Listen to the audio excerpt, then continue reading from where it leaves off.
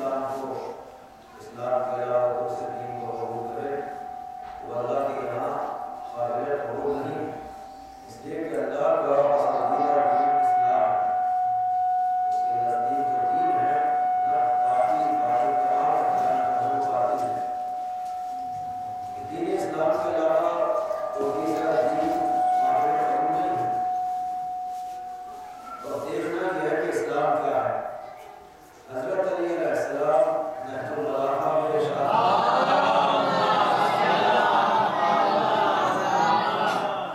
لَأَنْصُرَنَّ الْإِسْلَامَ نِسْبَةً لَمْ يَنْصُرْهَا أَحَدٌ مِّن قَبْلِي۔ آج میں تمہارے درمیان اسلام کی تفسیر کرتا ہوں، اسلام کے معنی بیان کرتا ہوں، ایسے معنی بیان کروں گا کہ مجھ سے پہلے آج تک کسی نے ایسی تعریف بیان نہیں کی ہے، ایسی نسبت دے رہا ہوں اسلام کی طرف، ایسی تعریف کر رہا ہوں اسلام کی، مجھ سے پہلے لم ينصرها أحد من قبلي، مجھ سے پہلے کسی نے اس طرح سے بیان نہیں کیا جیسے میں بیان کر رہا ہوں۔ کیا ہے اسلام؟ الاسلام هو التسلیم، اسلام تسلیم کرنے کا نام ہے۔ تسلیم سب لوگ جانتے ہیں، تسلیم کیا ہے؟ یعنی مان لینا، قبول کر لینا، اس کا نام ہے اسلام۔ کیسے قبول کرنا ہے؟ الاسلام هو التسلیم، بغیر کسی چوہ چرا کے ماننا، اس کا نام ہوتا ہے اسلام۔ تسلیم اسی کا نام، سپرد، اپنے آپ کو سپرد کر دینا، تسلیم کر لینا، ہر چیز کو قبول کر لینا۔ جتنا ہم تسلیم کریں گے اتنے ہی مسلمان ہیں۔ آدھی چیز تسلیم کی، آدھی باتوں کو تسلیم کرتے ہیں تو آدھے مسلمان ہیں، پورے مسلمان ہیں۔ سب کچھ قبول کرتے ہیں تو مکمل مسلمان ہیں۔ اسلام انسان کو مکمل دیکھنا چاہتا ہے۔ اسلام کا اسلام اور تسلیم، تسلیم کرنے کا نام، مان لینے کا نام، قبول کر لینے کا نام ہے اسلام۔ کیسے قبول کرنا ہے؟ الاسلام هو التسلیم والتسلیم هو الیقین، یقین کے ساتھ ماننے کا نام اسلام۔ پہلے آپ یقین پیدا کریں، کسی کے کہنے سے نہیں ماننا ہے، یقین کے ساتھ ماننا ہے خدا ہے۔ اپنے خدا کو ماننا ہے تو سنے سنا خدا کو نہیں مانتے، یقین کے ساتھ ماننا ہے، جو چیز ماننا ہے۔ مولا کائنات سے کسی نے پوچھا مولا اس خدا کی عبادت کرتے جس کو آپ نے دیکھا ہے؟ آپ نے فرمایا ہاں دیکھا ہے، میں تمہاری طرح سنے سنا خدا کی عبادت نہیں کرتا ہوں، میں اس خدا کی عبادت کرتا ہوں جس کو میں نے دیکھا ہے، مگر اس آنکھوں سے نہیں، دل کی آنکھوں سے دیکھا ہے، ایمان کی آنکھوں سے دیکھا جاتا ہے خدا۔ تو تسلیم کیا؟ اسلام کیا؟ تسلیم۔ تسلیم کیا ہے؟ یقین کے ساتھ ماننا۔ اور پھر الاسلام هو التسلیم والتسلیم هو الیقین والیقین هو التصدیق۔ یقین کب حاصل ہوگی انسان کو؟ جب تصدیق حاصل ہو جائے۔ اس وقت دن ہے، کسی کے کہنے سے آپ نے نہیں مانا ہے، آپ دیکھ رہے ہیں، سورج نکلا ہوا ہے، یہاں مجلس ہو رہی ہے، یقین کے ساتھ آپ نے مانے ہوئے، دیکھ رہے ہیں آپ، واقعی اس وقت دن ہے، کسی کے کہنے سے نہیں ماننا ہے، تصدیق آپ کو حاصل کرنا ہے یقین کے ساتھ۔ یہ ہے اسلام۔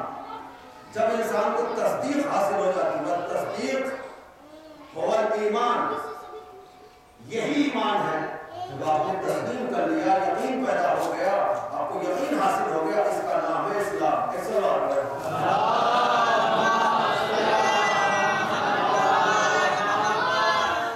الاسلام هو التسلیم والتسلیم هو الیقین والیقین هو التصدیق والتصدیق هو الایمان۔ اسلامی درجے جتنا انسان قبول کرے گا اتنے ہی مسلمان ہے۔ جس نے اور جو اسلام کو مکمل طریقے سے مان لیتا ہے، جو منزل ایمان پر آ جاتا ہے، پھر کوئی سلمان بنتا ہے، کوئی ابوذر بنتا ہے، کوئی میسم بنتا ہے، اور ان کے پھر یقین کا عالم یہ ہے تصدیق کہ اگر مولا نے کہہ دیا، یقین کا عالم یہ ہے، مولا نے کہہ دیا تمہیں پھانسی دی جائے گی ہماری محبت میں اس درخت کے نیچے، تو اس درخت کو جا کر پانی دیا کرتے تاکہ درخت سوکھ نہ جائے، اور جب پھانسی دی گئی، یقین ہے یہ تصدیق، محبت کرنے والے سے دی گئی، شاعر کا فراز دار سے میسم بیان دیتے ہیں، فراز دار سے میسم بیان دیتے ہیں، رہے گا ذکر علی ہم زبان دیتے ہیں، صفے بناؤ محبو کہ دار سے میسم نماز عشق علی کی اذان دیتے ہیں، اور علی کی جائے ولادت کی جب بھی بات چلی کہا خدا نے ہم اپنا مکان دیتے ہیں۔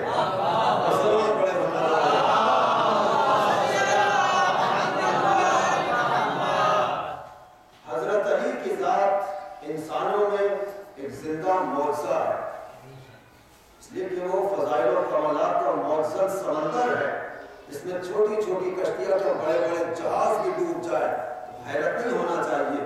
اس لیے جب ہم ان کو علم میں دیکھتے ہیں، حکمت میں دیکھتے ہیں، سخاوت میں دیکھتے ہیں، شجاعت میں دیکھتے ہیں، عزت میں، عفت میں دیکھتے ہیں، بے مثال ملتے ہیں، پھر بھی ہم ان کو بندہ ہی مانتے، خدا نہیں مانتے۔ مولا کائنات ایک مرتبہ سلمان بیٹھے ہوئے کھجورے کھایا، کھجورے کھاتے کھاتے اسی میں کوئی مذاق کی بات نہیں ہو گئی، سلمان کہنے لگے مولا میں مانتا ہوں آپ مجھ سے مذاق کر رہے ہیں، میں مانا دل میں مجھ سے زیادہ ہے، لیکن عمر میں آپ سے بڑا ہوں، آپ مجھ سے مذاق کر رہے ہیں۔ تو آپ نے فرمایا سلمان تم بہت بزرگ ہو گئے ہو، وہ واقعہ یاد ہے ایک مرتبہ تمہیں جنگل میں ایک شیر نے تمہیں گھیرا تھا، تم پر حملہ کرنا چاہا تھا، یاد ہے وہ آدمی جس نے تمہیں جنگل میں شیر سے بچایا تھا؟ اب چہرے کا رنگ اترنے لگا، ہمارا آپ کو معلوم کیسے ہوا؟ یہ تو میری نوجوانی کا واقعہ ہے، آپ کی پیدائش سے بہت پہلے کا، آپ کا وجود بھی نہیں تھا، آپ کو کس نے بتایا؟ میرے علاوہ، خدا کے علاوہ، اس آدمی کے علاوہ کسی کو معلوم نہیں۔ آئے چکر میں کہ سلمان تمہارے پاس اس وقت اس آدمی کو تحفے میں دینے کے لیے کچھ بھی نہیں تھا، اس کا احسان کے بدلے میں تم نے جنگل سے پھول جمع کر کے ایک چھوٹا سا گلدستہ بنا کر تحفے میں اس آدمی کو پیش کیا تھا، یاد ہے؟ ہاں، سانس اوپر کی اوپر، چہرے کا رنگ کرنے لگا، آپ نے وہی تر و تازہ گلدستہ اپنی جیب سے نکال کر دکھایا کہ یہی ہے نا وہ گلدستہ جو تم نے دیا تھا؟ ہاں مولا، سلمان میں نہیں تھا تو اور کون تھا؟ بس یہی منزل ہوتی ہے جہاں ڈوبتا انسان۔ اور خود سمندر نے جہاز کو تھپکی دے کر کنارے پر لگا دیا کہ سلمان گھبراؤ نہیں، ہر نبی کی مدد ہم نے چھپ کر کی ہے اور رسول کی مدد علل اعلان کی ہے۔ لوگ اعتراض کر دیتے جناب آپ علی کو خدا بنا دیتے، تم ہمارے خدا کو پہچانتے ہی نہیں، ہم علی کو دیکھ کر خدا کو پہچانتے ہیں، تو جس کا بندہ ایسا ہے اس کا خدا کیسا ہوگا؟ یہ سوال بڑے بڑا،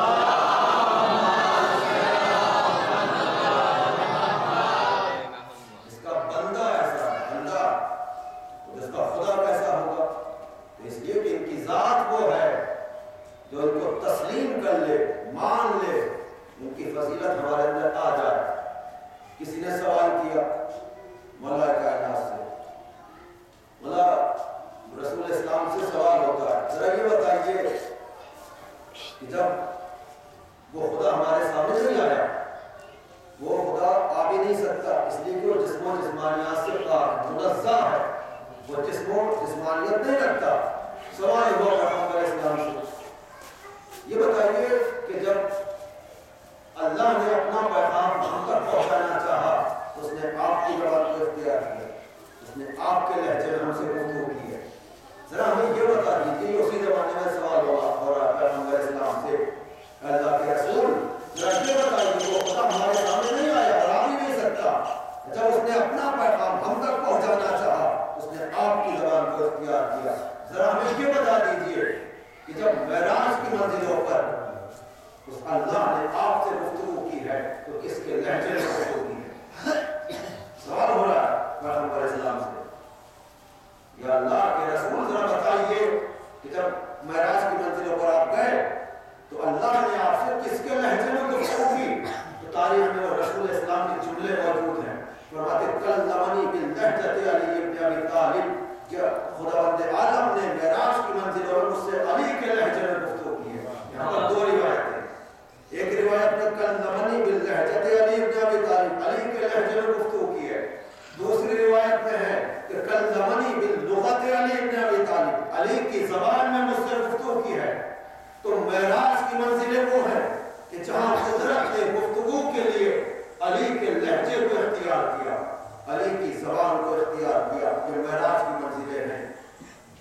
یہ تاریخ میں ایک منزل ایسی بھی آتی ہے جہاں ایک شخصیت کے لہجے کو اختیار کیا گیا گفتگو کے لیے، وہ معراج کی منزلیں تھی کہ جہاں گفتگو کے لیے علی کی زبان کو اختیار کیا گیا۔ لیکن تاریخ میں ایک منزل ایسی بھی آئی، ایک موقع ایسا بھی آیا کہ جہاں ایک شخصیت کے لہجے کو اختیار کیا گیا۔ وہ لہجہ وہ وقت کون سا تھا جب تہران جب کی شب آتی ہے اور فاطمہ بنت اسد رات کے سناٹے میں چلتی ہیں، خانہ کعبہ کے قریب آتی ہے، خانہ کعبہ دیوار خانہ کعبہ شک ہوتی ہے، فاطمہ بنت اسد اس خانہ کعبہ سے آواز آتی ہے، اندر سے آواز آتی ہے، اے فاطمہ بنت اسد خانہ کعبہ کے اندر آ جاؤ۔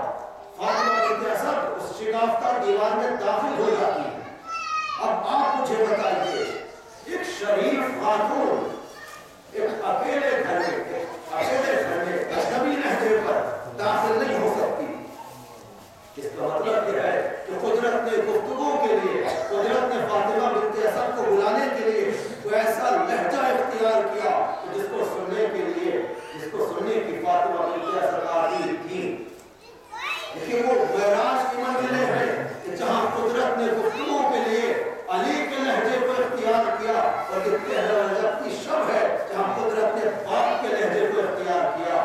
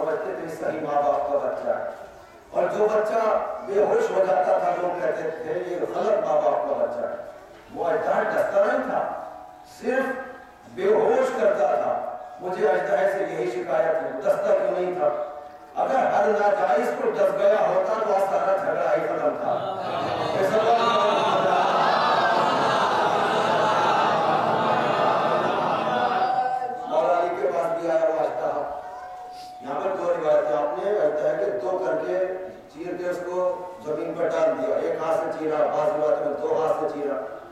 تو یہاں پر کون سی روایت؟ یہاں ایک ہی ہاتھ والی روایت زیادہ بہتر ہے، اس لیے کہ وہ علی تو درے خیبر کو اکھاڑنے میں 2 ہاتھ کے لگائے، وجہ ہے کہ چیرنے میں 2 ہاتھ کے لگائے. اب لوگ آئے پیغمبر اسلام کے پاس کہ یا رسول اللہ بڑا غضب ہو گیا، آپ کے بھائی نے ہمارے معیار غلط کما ڈالا، ہم کیسے بچوں کی شناخت کریں گے؟ کون سا بچہ صحیح ہے، کون سا بچہ غلط ہے؟ پیغمبر اسلام مسکرائے کہ آج سے یہ معیار ہے، ان کی محبت معیار ہے، جو ان سے محبت رکھے وہ صحیح ہے، جو ان سے چلے وہ غلط ہے.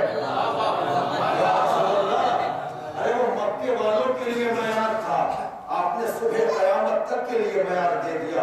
اب ہم تو فضائل اہل بیت پڑھتے ہیں، سمجھ لیجیے ساتھ کی پھنکار ہے. ہم فضائل پڑھ کر نجمی کا چہرہ دیکھ لیتے ہیں، جو خوش ہو جاتے ہیں سمجھ لیتے ہیں یہ صحیح ہے، اور جو جلنا شروع ہو جاتے ہیں، چہرے اترنا شروع ہو جاتے ہیں، سمجھ لیتے ہیں کہ غلط ماں باپ کے بچے ہیں. ایک سلوات پڑھ لیں.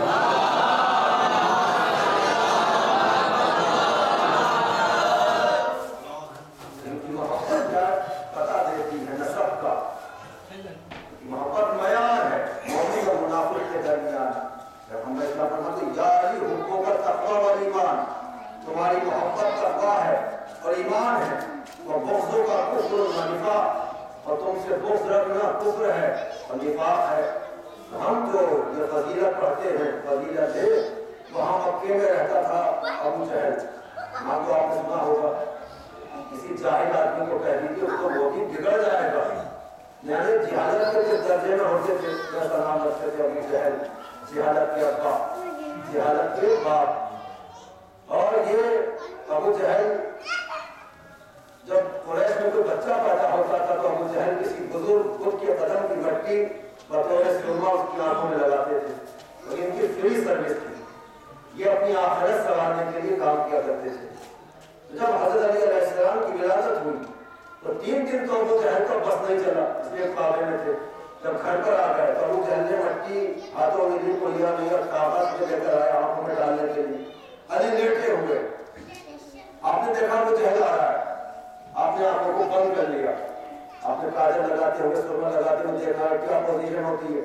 ایک ہاتھ سے آنکھ کھولی جاتی ہے اور ایک ہاتھ سے سرما لگایا جاتا ہے. جو بھی ہوتا ہے وہ اس کی آنکھوں میں چھپا ہوا ہوتا ہے. یہی پوزیشن ابو جہل کی ہے. علی لیٹے ہوئے، اس نے ایک ہاتھ سے آنکھ کھولی اور چاہتا کہ مٹی ڈالے، انہوں نے آنکھوں کو بند کر لیا. اس نے پھر چاہا مٹی ڈالے، انہوں نے پھر آنکھوں کو بند کر لیا. اس نے پھر چاہا مٹی ڈالے، انہوں نے پھر آنکھوں کو بند کر لیا. اب وہ ابو جہل کا گول گول چہرہ ان کے چہرے کے قریب تھا. ایک ہاتھ جو لگایا تو مٹی ادھر، ابو جہل ادھر. اپنے گالوں کو سہلاتا ہوا بھاگ گیا، پھر نہیں آیا ورنہ پھر پٹتا. آپ نے تماچا مار کر بتلایا کہ بدتمیزی کرنے والے شان اہل بیت میں یاد رکھے کہ وہ تماچا بڑھتا ہے کہ زندگی بھر وہ سیدھا نہیں ہوتا.